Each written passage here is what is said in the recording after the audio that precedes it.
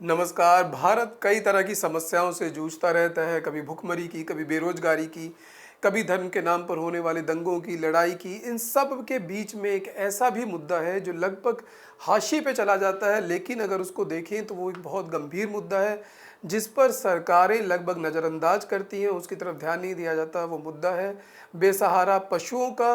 पशुओं के बीच में अगर हम बात करें, गाय की तो है ही, उन जानवरों की है ही जिनको किसानों की आवश्यकता नहीं है, उसको सड़कों पर छोड़ दिया जाता है, जो अलग तरीके का न्यूसेंस क्रिएट करती हैं, ट्रैफिक का करती हैं, कभी कभी आपस में लड़ के किसी मनुष्य को भी नुकसान पहुंचा देती है। लेकिन उनसे भी खतरनाक जिसकी बात आज हम करेंगे वो है आवारा कुत्तों की, जिन्होंने इस वक्त भारत में एक अदेखी यानी कि एक अदृश्य जो बीमारी है उसको जन्म दे रखा है, जो दिखती नहीं है, वो महामारी है रेबिस।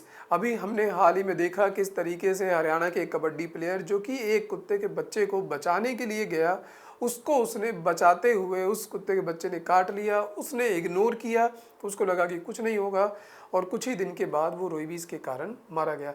लेकिन यहाँ पर तो ये बचाने गया था, लेकिन बहुत सारे लगभग ऐसे केस होते हैं जहाँ पर ये आवारा कुत्ते हैं, ये बच्चों को अपना निशाना बनाते हैं। और बच्चों को निशाना बनाने का अगर जो डाटा देखें तो ऐसा कहा जाता है कि भारत में लगभग 1/3 जो डेथ है, यानी कि पूरे वर्ल्ड में अगर 100 डेथ होती है तो 36% रेबीज से होने वाली जो डेथ है वो भारत में होती है।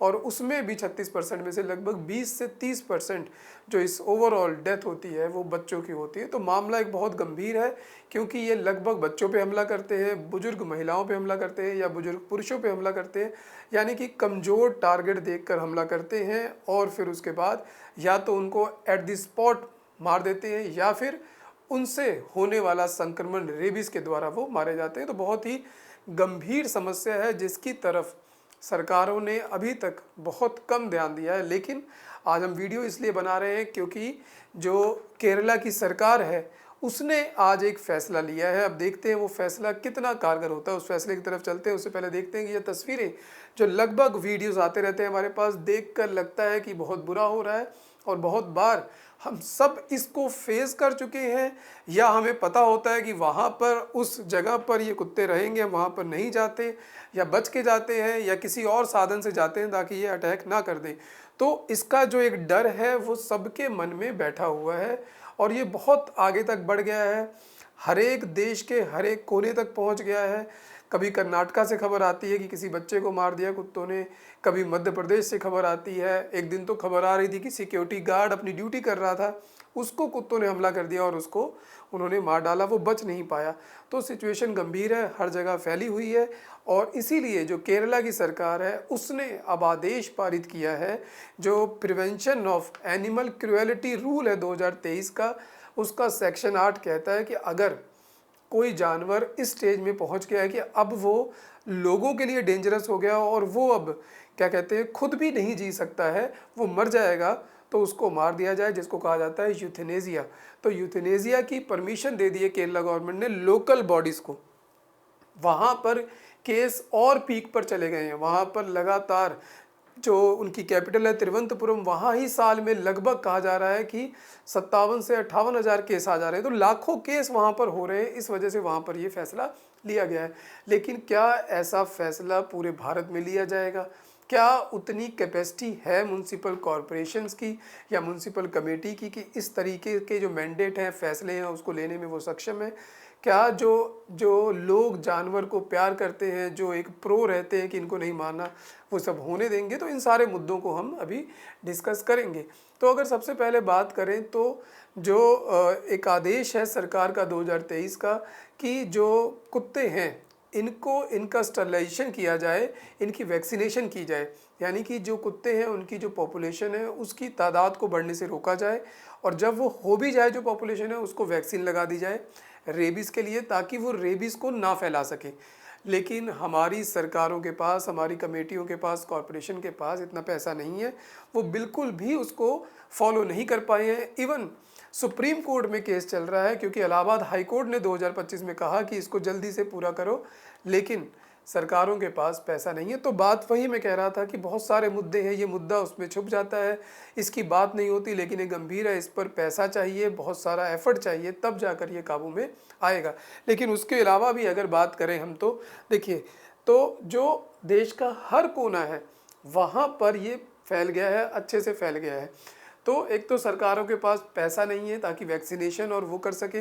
दूसरा, अगर देखें तो हर वो अर्बन एरिया, चंडीगढ़ की मैंने न्यूज़ जानबूझ के ली क्योंकि चंडीगढ़ को बहुत बड़ा एक अर्बन सेंटर माना जाता है, प्लान्ड सिटी है, जहाँ पर लगभग गवर्नमेंट ऑफिसर्स ही रहते हैं, बहुत हाई जेंट्री टाइप की सोसाइटी है। लेकिन वहाँ पर देखिए पर डे, जून 25 की खबर है कि 100 जो डॉग बाइट के केस हैं वहाँ पर डेली आ रहे हैं।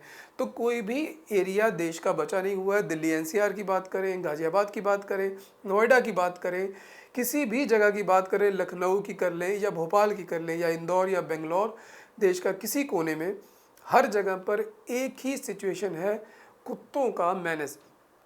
और इसमें खास करके जो गेटेड सोसाइटी हैं, बहुत सारे लोग जो वीडियो देख रहे होंगे वो गेटेड सोसाइटी में रहते होंगे, वो जानते होंगे कि वहाँ पर दो तरह के लोग हैं जिनकी वीडियो आती रहती है। वो लगातार एक गुट कहेगा कि भाई तुम इसको क्यों खाना खिला रहे हो, एक दूसरा गुट कहेगा कि मैं तो खिलाऊंगा।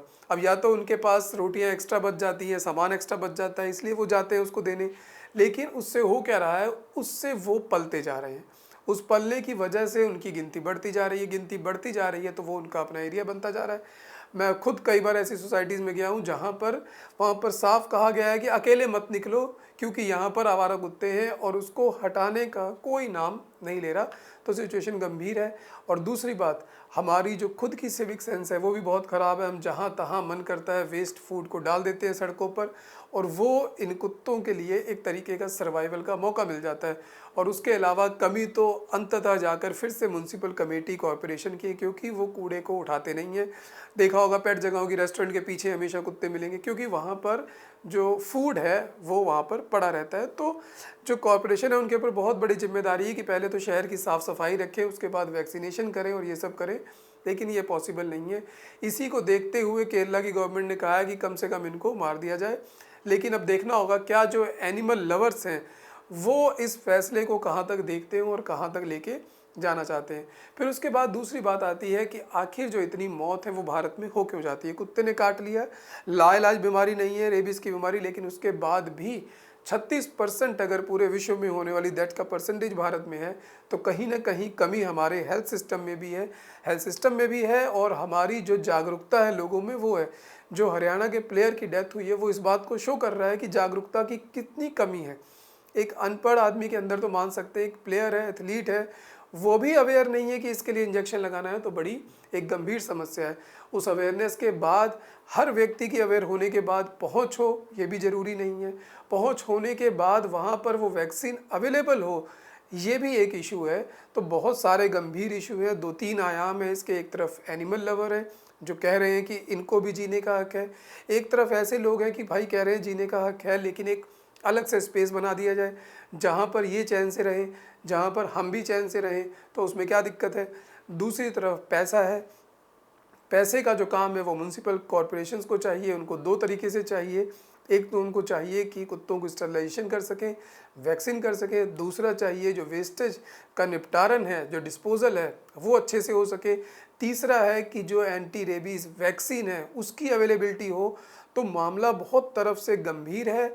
सरकार की इच्छा शक्ति जो है यहाँ पर अब देखनी पड़ेगी, क्योंकि मामले बढ़ते जा रहे हैं और ये एक बहुत गंभीर तरफ जा रहा है। तो देखते हैं कि आखिर जो केरला ने फैसला लिया है वो फैसला कितना सक्सेसफुल होता है।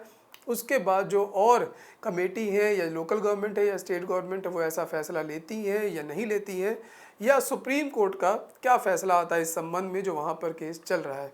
तो ऐसे ही इंटरेस्टिंग वीडियो के साथ मिलते रहेंगे। आप इस संबंध में अपने विचार, अपने कमेंट जरूर करें, लाइक करें, शेयर करें। ऐसे ही मिलते रहेंगे। जय हिंद, धन्यवाद।